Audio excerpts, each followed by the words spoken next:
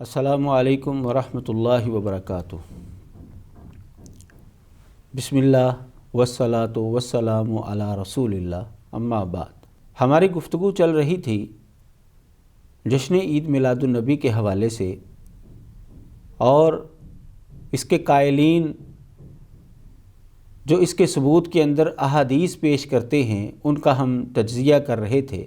चौथी दलील जो उनकी जानिब से पेश की जाती है वो हमारे रद्द के अंदर के जब हम उनको ये कहते हैं कि रसूलुल्लाह सल्लल्लाहु अलैहि वसल्लम ने पीर के दिन रोज़ा रखा है, तो रोज़ा रखना जो है ये सुन्नत है, अगर ये ईद होती तो रोज़ा क्यों रखा जाता।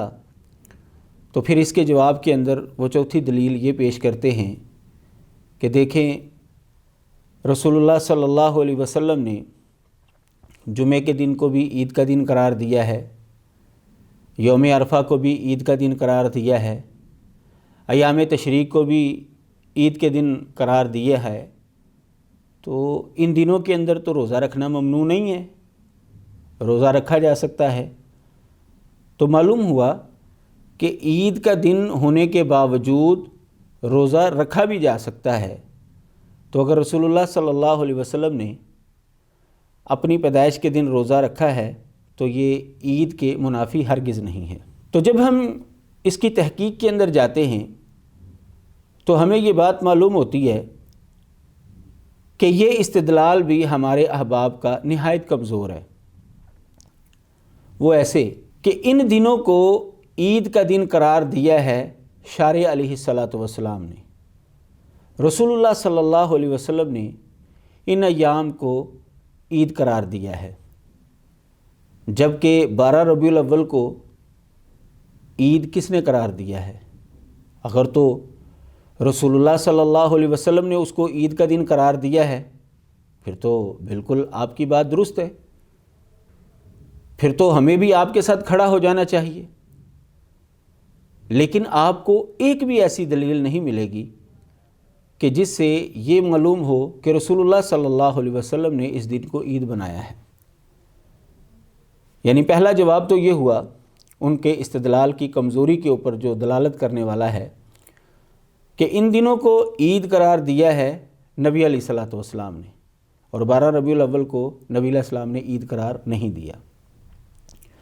दूसरा जवाब ये है कि हकीकी ईदें इस्लाम के अंदर वो दो ही हैं, इनको हुक्मी तौर पर ईद करार दिया गया है। अगर इनके अहकामात भी हकीकी ईद वाले ही होते तो फिर इनके दिनों के अंदर भी रोज़ा रखना ममनू होता। अगर ये हकीकी ईदें ही शुमार होती तो फिर इस दिन ईद की नमाज क्यों नहीं पढ़ी जाती। इन दिनों के अंदर यानी जुमे वाले दिन कुर्बानी जो है वो क्यों नहीं करते हर जुमे को, जी ये ईद का दिन है। यौम अरफा को ईद की नमाज क्यों नहीं पढ़ी जाती, अयाम तशरीक में ईद की नमाज क्यों नहीं पढ़ी जाती। फिर तो इससे पता चलता है कि इनको इस्लाम ने हुक्मी तौर पर ईद करार दिया है, जबकि हमारे अहबाब 12 रबीउल अव्वल को हुक्मी ईद नहीं कहते, बल्कि वो कहते हैं कि ये असल ईदों से भी बढ़कर ईद है। तो अगर उसको असल ईदों से बढ़कर ईद करार दे रहे हैं तो फिर उसके अहकामात वही होने चाहिए जो हकीकी ईदों के हैं। यही वजह है कि जब इन अहबाब के सामने ये एतराज़ात पेश हुए तो फिर कई लोगों ने 12 रबीउल अव्वल को ईद की नमाज भी शुरू कर दी, कई लोगों ने 12 रबीउल अव्वल को कुर्बानी भी शुरू कर दी। यानी उन्होंने एक बिदअत को बचाने के लिए मज़ीद बिदआत जो हैं वो ऐड करना शुरू कर दी हैं। तो इस अंदाज से भी हमें ये पता चलता है कि इस्लाम ने इन दिनों को जो ईद करार दिया है वो हुक्मी ईदें हैं, हकीकी ईदें दो ही हैं, और हम इनके ख़िलाफ़ या इनके रद्द के अंदर ईद और रोज़े को इसलिए पेश करते हैं कि ये 12 रबीउल अव्वल को हकीकी ईदों के बराबर नहीं बल्कि उससे भी आला समझ रहे होते हैं। तीसरा जवाब जो है वो इनके इस्तिदलाल की कमज़ोरी के अंदर हम ये पेश करेंगे कि अगर واقعی ان روایات سے یہ استدلال درست ہے تو پھر سب سے پہلے یہ حق بنتا تھا کہ ان روایات کو بنیاد بنا کر رسول اللہ صلی اللہ علیہ وسلم اور صحابہ کرام 12 ربیع الاول کو عید قرار دیتے، اس دن عید مناتے، جلسے اور جلوس کرتے، جھنڈیاں لگاتے۔ تو جب انہوں نے ان دلیلوں کی بنیاد پر یہ عمل نہیں کیا تو بعد کے لوگ کیسے اس سے یہ استدلال کر سکتے ہیں؟ چوتھے انداز سے اگر آپ سمجھیں گے تو اگر یہ دن جن کو وہ پیش کر رہے ہیں، جی دیکھو یہ بھی عید کے دن ہیں، تو 12 ربیع الاول بھی جو ہے وہ عید کا دن ہے، تو کوئی قباحت نہیں ہے اس کے اندر۔ تو اگر یہ دن جمعے کا دن، عرفے کا دن اور ایام تشریق ان کو وہ حقیقی عید ہی سمجھ رہے ہیں یا 12 ربیع الاول جیسی ہی عید سمجھ رہے ہیں، تو جو کام 12 ربیع الاول کو کرتے ہیں وہ ان دنوں کے اندر کیوں نہیں کرتے؟ وہ کیوں نہیں وہ سڑکیں بلاک کرتے؟ کیوں نہیں وہ جلوس نکالتے؟ کیوں نہیں بجلی چوری کرتے؟ کیوں نہیں وہ عوام کا راستہ جو ہے وہ بند کرتے؟ اس کا مطلب یہ ہے کہ یہ بھی سمجھ رہے ہیں کہ ان دنوں کو جو عید قرار دیا ہے یہ حقیقی عیدیں نہیں ہیں، نہ یہ 12 ربیع الاول جیسی عید وہ سمجھتے ہیں ان کو، بلکہ یہ حکمی طور پر ان کو عیدیں کہا گیا ہے۔ پانچویں دلیل جو ان احباب کی جانب سے پیش کی جاتی ہے وہ حضرت انس رضی اللہ تعالیٰ عنہ کی حدیث ہے کہ جس سے یہ ثابت کرنے کی کوشش کرتے ہیں کہ نبی علیہ الصلوۃ والسلام نے اپنے آنے کی خوشی میں عقیقہ کیا ہے۔ میں اس روایت کے الفاظ آپ کے سامنے رکھتا ہوں۔ قال ان النبی صلی اللہ علیہ وسلم عقا عن نفسہ بعد النبوۃ، حضرت انس رضی اللہ تعالیٰ عنہ سے مروی ہے کہ رسول اللہ صلی اللہ علیہ وسلم نے دعوی نبوت کے بعد اپنا عقیقہ کیا تھا۔ یہ روایت السنن الکبریٰ امام بہقی کی اس کے اندر موجود ہے، اور یہ استدلال کرتے ہیں ہمارے احباب کہ دیکھیں نبی علیہ الصلوۃ والسلام نے اپنی ولادت کی خوشی میں تقریب کی ہے، خوشی منائی ہے، تو اگر ہم آپ کی ولادت کی خوشی کے اندر تقریبات کرتے ہیں تو یہ کون سا غلط کام ہے؟ پہلا جواب تو اس کا یہ ہے کہ رسول اللہ صلی اللہ علیہ وسلم سے یہ روایت سرے سے ثابت ہی نہیں ہے۔ امام نووی رحمہ اللہ فرماتے ہیں ھذا حدیث باطل، یہ روایت باطل ہے۔ قال البہقی ہوا حدیث منکر، امام بہقی جو اس حدیث کو لے کر آئے ہیں اپنی کتاب کے اندر وہ کہتے ہیں کہ یہ حدیث منکر ہے۔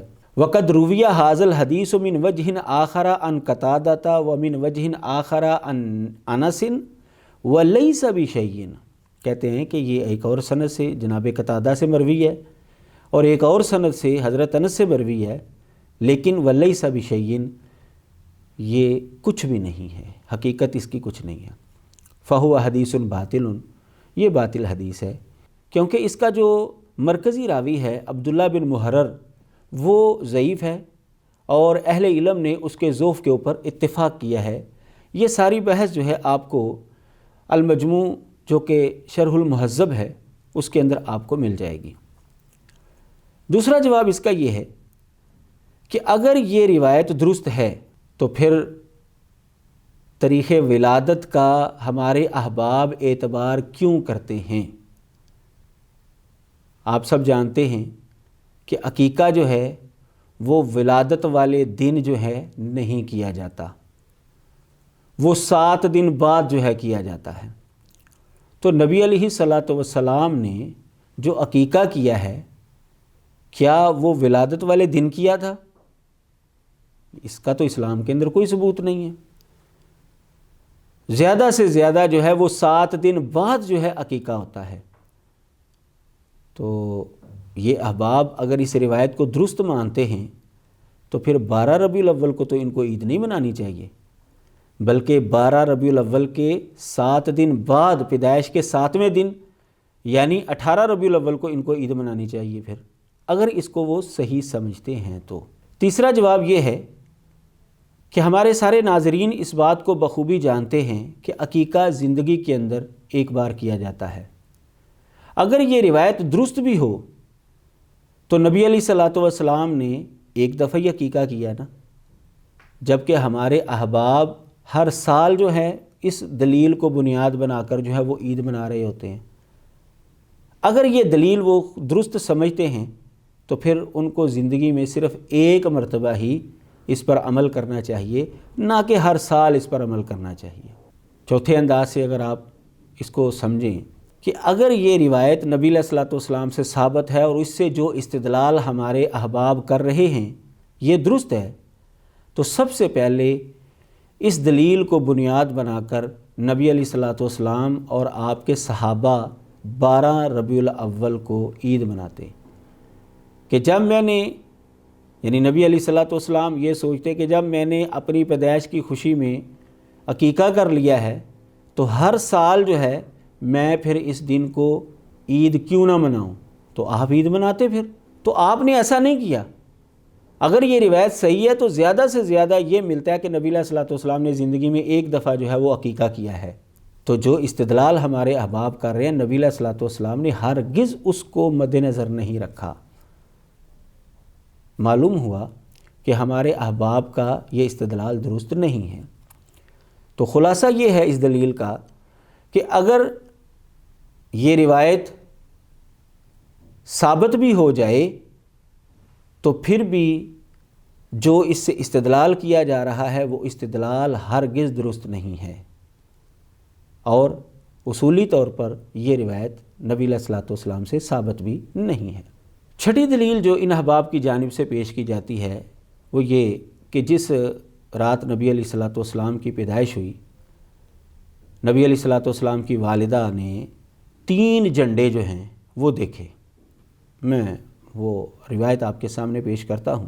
محترمہ آمنہ فرماتی ہیں کہ میرے بیٹے کی پیدائش کے وقت میں نے 3 جھنڈے دیکھے، وَرَأَيْتُ ثَلَاثَ أَعْلَامٍ مَضْرُوبَاتٍ، میں نے 3 جھنڈے جو ہیں وہ دیکھے جو کہ گاڑے گئے تھے، عَلَمٌ فِي الْمَشْرِقِ، ایک مشرق کے اندر، وَعَلَمٌ فِي الْمَغْرِبِ، اور ایک جھنڈا جو ہے وہ مغرب کے اندر، وَعَلَمٌ عَلَى ظَهْرِ الْكَعْبَةِ، اور تیسرا جھنڈا میں نے دیکھا کہ وہ کعبے کی چھت پر جو ہے وہ لگایا گیا ہے۔ ہمارے دوست یہ کہتے ہیں کہ دیکھیں نبی علیہ الصلوۃ والسلام جب پیدا ہوئے تو اللہ تبارک و تعالیٰ کی طرف سے یہ 3 جھنڈے لگائے گئے، لہٰذا اگر آج ہم جھنڈیاں لگاتے ہیں، خوشی مناتے ہیں، تو یہ کوئی عیب والی بات نہیں ہے۔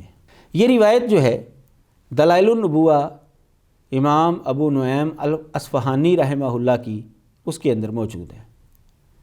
پہلا جواب تو یہ ہے کہ یہ روایت سرے سے درست ہے ہی نہیں، یہ ضعیف روایت ہے۔ اس کی سند کے اندر یحییٰ بن عبداللہ راوی جو ہے وہ ضعیف ہے، اور دوسری خرابی اس کے اندر یہ ہے کہ اس کا استاد ابو بکر بن ابی مریم وہ بھی ضعیف ہے۔ حافظ ابن حجر رحمہ اللہ نے تقریب التہذیب اور تہذیب التہذیب کے اندر جو ہے ان دونوں راویوں کے حوالے سے گفتگو کی ہے، وہاں سے دیکھی جا سکتی ہے۔ دوسرا جواب یہ ہے کہ اگر یہ روایت درست ہے تو رسول اللہ صلی اللہ علیہ وسلم نے اور آپ کے صحابہ نے اس کے اوپر عمل کیوں نہیں کیا؟ کیا نبی علیہ الصلوۃ والسلام اپنے آنے کی خوشی نہیں منا سکتے تھے؟ کیا صحابہ کرام رضوان اللہ علیہ مجمعین جھنڈے نہیں لگا سکتے تھے؟ کیا ان کے پاس کپڑے کی کمی تھی؟ مال کی کمی تھی؟ کس چیز کی کمی تھی ان کے پاس؟ تو اس کا مطلب یہ ہے کہ ہمارے دوست جو استدلال کر رہے ہیں وہ استدلال اس سے درست نہیں ہے۔ 7ویں دلیل حضرت معاویہ رضی اللہ تعالیٰ عنہ کی روایت پیش کرتے ہیں کہ وہ فرماتے ہیں کہ نبی علیہ الصلوۃ والسلام صحابہ کے ایک گروپ کے اوپر آئے تو آپ نے ان سے پوچھا ما اجلسکم، کس نے تم کو بٹھایا ہے، کیوں بیٹھے ہو یہاں پر؟ تو انہوں نے بتایا جی ہم بیٹھے ہیں، ہم اللہ کا ذکر کر رہے ہیں، اللہ کی حمد و ثنا بیان کر رہے ہیں، اس بنا پر کہ اللہ تعالیٰ نے ہمیں اسلام کی ہدایت دی ہے، وَمَنَّ بِهِ عَلَيْنَا، اور اللہ تعالیٰ نے اس کے ذریعے ہمارے اوپر احسان کیا ہے۔ یہ صحیح مسلم کے اندر روایت ہے، اور نسائی کے اندر یہ روایت ہے وَمَنَّ عَلَيْنَا بِكَ، اور اللہ تعالیٰ نے ہمارے اوپر آپ کی وجہ سے احسان کیا ہے۔ کہتے ہیں دیکھو جی صحابہ کرام رضوان اللہ علیہ مجمعین جلسہ کر رہے ہیں، بیٹھے ہوئے ہیں، اور اس کی وجہ یہ ہے کہ وہ نبی علیہ الصلوۃ والسلام کی وجہ سے جو اللہ تعالیٰ نے ان کے اوپر احسان کیا ہے اس کی خوشی منا رہے تھے، اس کا شکریہ ادا کر رہے تھے۔ اس کا مطلب یہ ہے کہ آپ کے آنے کی وجہ سے جلسہ کیا جا سکتا ہے، آپ کی پیدائش کی خوشی میں یہ سارے معاملات ہو سکتے ہیں۔ جب ہم اس روایت کی حقیقت کے اندر جاتے ہیں تو جو ان کے اہل علم پہلے کہتے رہے ہیں کہ نبی علیہ الصلوۃ والسلام کی زندگی میں، صحابہ کی زندگی میں عید میلاد النبی یہ نہیں منائی گئی، یہ جلسے جلوس اس طرح نہیں کیے گئے، تو اگر اس روایت سے یہ استدلال کر رہے ہیں تو پھر ان کے اہل علم کا یہ والا استدلال یعنی یہ والا موقف پھر غلط ثابت ہوا۔ پھر یہ کہا کریں کہ نبی علیہ السلام کی زندگی میں عید میلاد النبی منائی گئی ہے، صحابہ کی زندگی کے اندر عید میلاد النبی منائی گئی ہے، پھر یہ اپنا موقف اختیار کریں، نہ کہ یہ کہ جی عہد نبوی کے اندر یا خیر القرون کے اندر جو ہے اس کا ثبوت ہمیں نہیں ملتا، اس کے حوالہ جات جو ہے وہ گزر چکے ہیں۔ تو یہ استدلال ان کا اہل علم کا آپس کے اندر جو ہے یہ ٹکرا رہا ہے۔ بہرحال اس کا حل جو ہے یہ تو خود نکالیں گے، کیونکہ ان کے ہی آپس میں اہل علم جو ہے وہ اس موقف کے اندر جو ہیں وہ متضاد کھڑے ہیں۔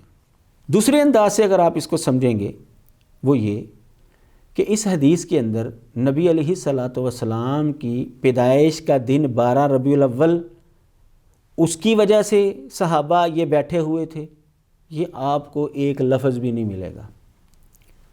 اس کے اندر یہ ہے کہ اللہ تعالیٰ نے آپ کی وجہ سے ہمارے اوپر احسان کیا، اور یہ وہی بات ہے جو قرآن مجید کے اندر ہے، لَقَدْ مَنَّ اللَّهُ عَلَى الْمُؤْمِنِينَ، کہ اللہ تعالیٰ نے مومنوں کے اوپر احسان کیا ہے جب ان کے اندر انہی میں سے ایک نبی جو ہے وہ مبعوث کیا۔ تو نبی علیہ الصلوۃ والسلام کی بعثت کو صحابہ کرام رضوان اللہ علیہم اجمعین جو ہیں اس بعثت کے آنے کی وجہ سے، اس بعثت کی وجہ سے اللہ تعالیٰ کا جو ہے وہ شکریہ ادا کر رہے تھے، بیٹھے ہوئے تھے، اللہ کا ذکر کر رہے تھے، اللہ کی حمد و ثنا بیان کر رہے تھے۔ اور یہ تو الحمدللہ اس حدیث کے اوپر تو سارے مسلمانوں کا جو ہے وہ عمل ہے کہ گاہے بگاہے اللہ تعالیٰ کا شکر ادا کرتے ہیں کہ اللہ تعالیٰ نے ہمیں امت محمدیہ میں جو ہے وہ پیدا کیا ہے، نبی علیہ الصلوۃ والسلام کی امت میں ہمیں شمار کیا ہے، آپ کا غلام ہمیں بنایا ہے۔